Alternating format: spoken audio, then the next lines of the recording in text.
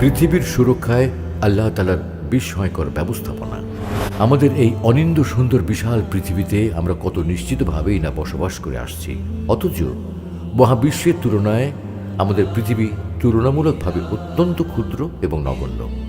এছাড়াও কল্পনাতীত বিশাল মহাবিশ্বে আমাদের এই পৃথিবীর অবস্থান বলতে গেলে নানাবিধ ভয়াবহ মহাজাগতিক বিপদের মাঝখানে দোদুল্যমান।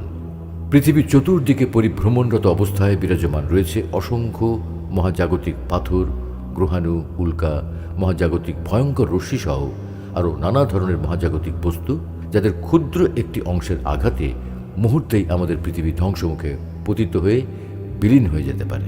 কিন্তু তারপরেও আমাদের পৃথিবী কোটি কোটি বছর ধরে এইসব বিপদের মধ্যেই বহাল তবিয়তে নিজের অস্তিত্ব নিয়ে বিরাজমান রয়েছে। তার মূল কারণ হলো এই পৃথিবীর স্রষ্টা মহান আল্লাহ রাব্বুল আলামিন এই পৃথিবীর সুরক্ষা নিশ্চিত করার জন্য পৃথিবীর চতুর্দিকে স্থাপন করেছেন এক বিস্ময়কর ব্যবস্থাপনা। পৃথিবীর সুরক্ষার ব্যাপারে এই ব্যবস্থাপনার কথা উল্লেখ আল্লাহ তাআলা পবিত্র কোরআনের সূরা আম্বিয়ার ৩২ নম্বর আয়াতে ইরশাদ করেন, وَجَعَلْنَا السَّمَاءَ سَقْفًا مَحْفُوظًا وَهُمْ عَنْ آيَاتِهَا مُعْرِضُونَ। আমি আকাশকে করেছি সুরক্ষিত ছাদ, অথচ তারা আমার আকাশস্থিত নিদর্শন থেকে মুখ ফিরিয়ে নেয়। সুতরাং চিন্তাশীল মনে প্রশ্ন জাগতে পারে যে আকাশের বিভিন্ন বিপর্যয় থেকে সুরক্ষার জন্য আমরা নিজেরাই ছাদ বা ঘর বানাই, সেখানে আকাশ কিভাবে সুরক্ষিত ছাদ হলো? এখানে আল্লাহ তাআলা সুরক্ষিত ছাদ বলতে মূলত আমাদের দৃশ্যমান নিকট আকাশের অর্থাৎ পৃথিবীর চতুর্দিকে পৃথিবীর সুরক্ষা কবচ, অ্যাটমসফিয়ার বা বায়ুমণ্ডলের কথাই বলেছেন। নিশ্চিতভাবেই বলা যায় এই বায়ুমণ্ডল নামের দৃশ্যমান নিকট আকাশকেই আল্লাহ আমাদের জন্য সুরক্ষিত ছাদ হিসেবে নির্মাণ করেছেন। শুধু তাই নয়, এই বায়ুমণ্ডলকে তিনি শুধু একটি আবরণেই তৈরি করেননি, বরং পৃথিবীর নিশ্ছিদ্র নিরাপত্তার জন্য এই বায়ুমণ্ডলকে তিনি 6টি সুরক্ষিত স্তর বা লেয়ার দ্বারা সুসজ্জিত করেছেন। এই 6টি স্তরই আমাদের পৃথিবীকে সর্বোপরি আমাদেরকে মহাকাশের ভয়াবহ সব দুর্যোগ থেকে রক্ষা করে। মহাকাশীয় দুর্যোগগুলো কতটা ভয়াবহ এবং আমাদের উপর স্থিত আকাশ তথা বায়ুমণ্ডলের স্তরগুলো আমাদের সুরক্ষা ও জীবনযাপনে কতটা গুরুত্বপূর্ণ ভূমিকা রাখে সে বিষয়ে আমরা স্তরগুলোর আলোচনায় জানতে চলেছি। তার আগে আমরা জানব বায়ুমণ্ডলের যে মোট 6টি স্তর রয়েছে তাদের নাম ও সংক্ষিপ্ত বিবরণ। বায়ুমণ্ডলের 6টি লেয়ার বা স্তর হল troposphere, stratosphere, mesosphere, thermosphere, exosphere এবং ম্যাগনেটোস্ফিয়ার। সুতরাং চলুন আমরা এই স্তরগুলোর বিশদ আলোচনার মাধ্যমে কিভাবে আল্লাহ তাআলা আমাদের বা এই পৃথিবীর সুরক্ষায় বিস্ময়কর ব্যবস্থাপনা রেখেছেন তা অবহিত হই। ট্রপোস্ফিয়ার বিভিন্ন ভারী উপাদান মিশ্রিত এই পরিবর্তনশীল সবচেয়ে ঘন ও ভারী যে স্তরটি ভূপৃষ্ঠকে স্পর্শ করে আছে তাকেই ট্রপোস্ফিয়ার বলে, যেটি বায়ুমণ্ডলের সবচেয়ে নিচের স্তর এবং সেই স্তরেই আমাদের বসবাস। ট্রপোস্ফিয়ারের বিস্তৃতি ভূপৃষ্ঠ থেকে করে 10 কিলোমিটার। বায়ুমণ্ডল গঠনকারী উপাদানসমূহ যেমন অক্সিজেন, নাইট্রোজেন, কার্বন ডাইঅক্সাইড, জলীয় বাষ্প ইত্যাদির 75 ভাগেরই অবস্থান এই স্তরে। সুতরাং এই স্তরটি হল মানুষ ও প্রাণীকুলের বেঁচে থাকার জন্য সবচেয়ে গুরুত্বপূর্ণ উপাদান অক্সিজেনের ভাণ্ডার। ট্রটোস্ফিয়ার বায়ুমণ্ডলের দ্বিতীয় স্তর। ট্রটোস্ফিয়ারের অবস্থান হল প্রথম স্তর ট্রপোস্ফিয়ারের উপরে এবং ট্রপোস্ফিয়ারের উপরে প্রায় 50 কিলোমিটার পর্যন্ত বিস্তৃত ট্রটোস্ফিয়ার। এই স্তরের উপাদানগুলো প্রথম স্তরের চেয়ে ভিন্ন হলেও পরিমাণে অনেক কম। এই স্তরে বায়ুর ঘনত্ব কম থাকার কারণে বায়ুচাপও অনেক কম।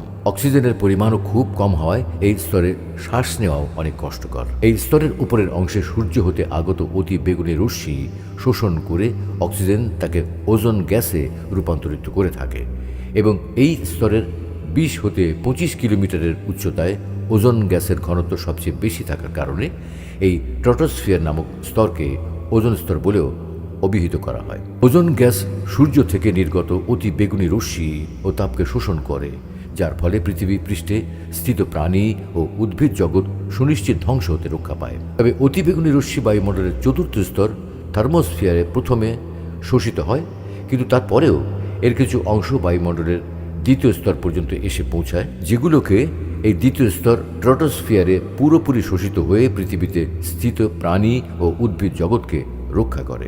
এবার আসা যাক মেসোস্ফিয়ার। বায়ুমণ্ডলের তৃতীয় স্তরটির নাম মেসোস্ফিয়ার। যেটি ভূপৃষ্ঠের 50 থেকে 80 কিলোমিটার উপরে বিস্তৃত। এটি বায়ুমণ্ডলের খুবই শীতলতম স্থান, কারণ উচ্চতা বৃদ্ধির সাথে সাথে এই স্তরের উচ্চতা ও চাপ দুটোই কমে তাপমাত্রা প্রায় -93 ডিগ্রি -93 ডিগ্রি, যার মানে দাঁড়ায় এই স্তরটি বরফের চেয়ে 93 গুণ ঠান্ডা। কারণ এই স্তরটিতে মহাজগৎ থেকে ছুটে আসা গ্রহাণু ও উল্কাগুলো তাদের প্রচণ্ড গতির কারণে লক্ষ লক্ষ পারমাণবিক বোমার অতি কল্পনীয় বিধ্বংসী অগ্নিগোলক হয়েই কিন্তু পৃথিবীর বাইরের জগৎ থেকে ছুটে আসে এবং এই স্তরে এসেই পুড়ে ছাই হয়ে যায়। যদি এই স্তরটি এত ঠান্ডা না হতো, তাহলে এই ভয়াবহ গ্রহাণু ও উল্কাগুলো সেই স্তরে পুড়ে নিষ্প্রভ না হয়ে পৃথিবীতে এসে পৌঁছাতো এবং পৃথিবী পৃষ্ঠকে ধ্বংসস্তূপে পরিণত করত। আল্লাহ তাআলা কতই না মহাজ্ঞানী এবং সুকৌশলী স্রষ্টা। থার্মোস্ফিয়ার, বায়ুমণ্ডলের চতুর্থ স্তর থার্মোস্ফিয়ার।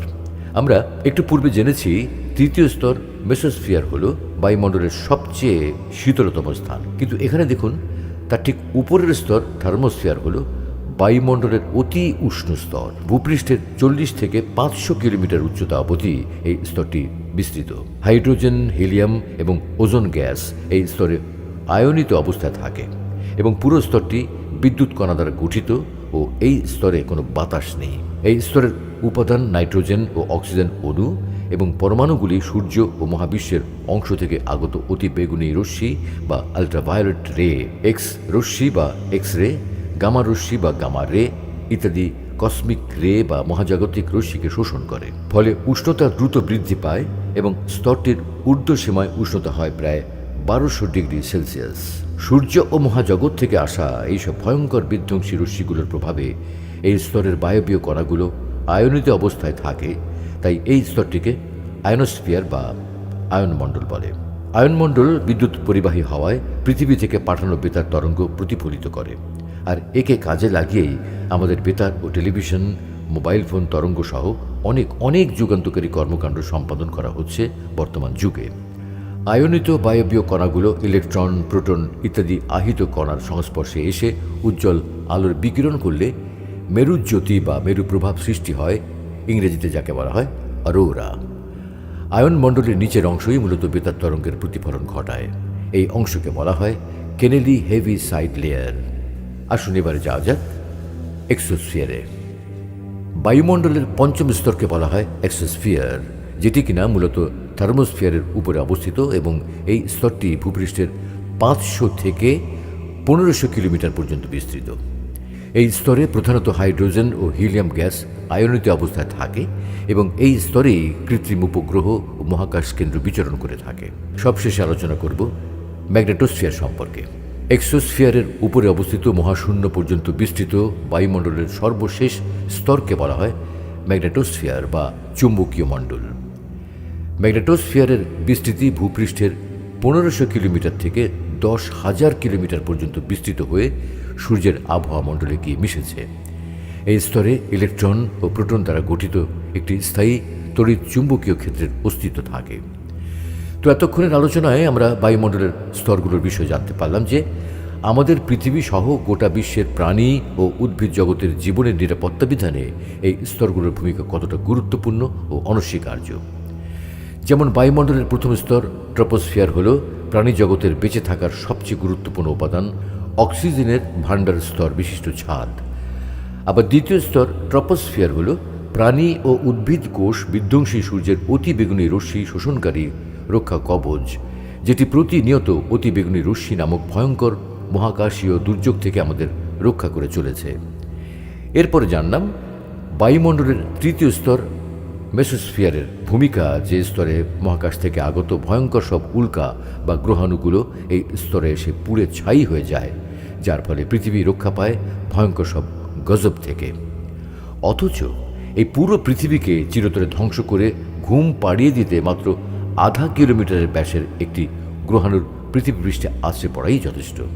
মেসোস্ফিয়ারের উপরে বায়ুমণ্ডলের অন্যতম সবচেয়ে গুরুত্বপূর্ণ স্তর হল চতুর্থ স্তর থার্মোস্ফিয়ার স্তরে বিধ্বংসী সব মহাজাগতিক আলোকরশ্মিসমূহ অর্থাৎ আল্ট্রাভায়োলেট রে, এক্স রে, গামা রের মতো বিধ্বংসী সব রশ্মিকে শোষিত করে আমাদের এই পৃথিবীকে সুরক্ষিত রাখার ব্যবস্থা করেছেন বায়ুমণ্ডল বা দৃশ্যমান আকাশের স্তরসমূহের স্রষ্টা আল্লাহ রাব্বুল আলামিন। অধিকন্তু আমাদের মাথার উপর দৃশ্যমান বায়ুমণ্ডল বা অ্যাটমসফিয়ার নামে আকাশের এইসব স্তরগুলো হলো পৃথিবী ও আমাদেরকে সুরক্ষার জন্য নিয়োজিত মহান আল্লাহর মহান নিদর্শন। মহাকাশ হতে আগত ভয়ঙ্কর সব রশ্মি, উল্কা, গ্রহাণুগুলো আল্লাহ তাআলার শাস্তির ভয়াবহতার নিদর্শন। কিন্তু অত্যন্ত পরিতাপের বিষয়, আল্লাহ তাআলার এইসব নিদর্শনের ব্যাপারে এবং এদের ভয়াবহতার ব্যাপারে আমরা চূড়ান্তভাবে উদাসীন। এইসব নিদর্শন দ্বারা আল্লাহ তাআলা আমাদের যে ভয়াবহ গজব থেকে অসীম দয়া ও অনুগ্রহ করে হেফাজতে রেখেছেন, তার জন্য শুকর গুজারি করা থেকে মুখ ফিরিয়ে রেখেছি আমরা। চিন্তা করে দেখুন কেমন নাফরমানিতে নিমজ্জিত আমরা। আর এই জন্যেই আল্লাহ আমাদের প্রতি তার এই অসীম অনুগ্রহ ও নাফরমানির কথা স্মরণ করিয়ে দিয়ে দ্ব্যর্থহীনভাবে ঘোষণা করেছেন, আমি আকাশকে করেছি সুরক্ষিত ছাদ, অথচ তারা আমার আকাশস্থিত নিদর্শন থেকে মুখ ফিরিয়ে নেয়। ইল্লাল্লাহ